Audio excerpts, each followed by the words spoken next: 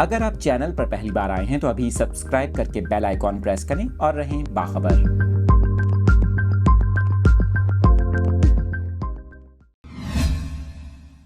آپ کے ساتھ اس افسوسناک خبر کی تفصیلات شیئر کر رہے ہیں کراچی سے۔ آپ کو بتائیں کہ بااثر افراد کا اپنی عدالت لگانے کا ایک اور واقعہ سامنے آیا ہے۔ واقعے کی ویڈیو بھی سوشل میڈیا پر وائرل ہو گئی۔ اس واقعے سے متعلق اہم پیش رفت سامنے آئی ہے۔ آپ کو بتائیں کہ کراچی کے علاقے ناگن چورنگی کے قریب تشدد سے نوجوان کی ہلاکت کا مقدمہ سر سید تھانے میں درج کر لیا گیا۔ ناگن چورنگی کے قریب 22 سالہ نوجوان بااثر افراد کی جانب سے تشدد کا نشانہ بننے کے بعد جاں بحق ہو گیا تھا۔ سوشل میڈیا پر تشدد کی ویڈیو وائرل ہونے کے بعد پولیس حرکت میں آئی اور 4 ملزمان کو گرفتار کر لیا۔ تاہم اب نوجوان کی ہلاکت کا مقدمہ مقتول کی ہمشیرہ کی مدعیت میں درج کر لیا گیا ہے، جس میں اغوا کے بعد قتل کرنے کی دفعات شامل ہیں۔ آپ کو بتائیں کہ مدعیہ کے مطابق انہیں اطلاع ملی کہ ان کے بھائی عدیل کی لاش AR رینٹ کار میں موجود ہے۔ جب وہ اپنے شوہر اور بہنوں کے ہمراہ پہنچی تو وہاں بھائی کی تشدد زدہ لاش موجود تھی۔ FIR میں خاتون کا یہ کہنا ہے کہ بھائی پر بہیمانہ تشدد کیا گیا، ہاتھوں اور پیروں کی انگلیاں توڑ دی گئیں۔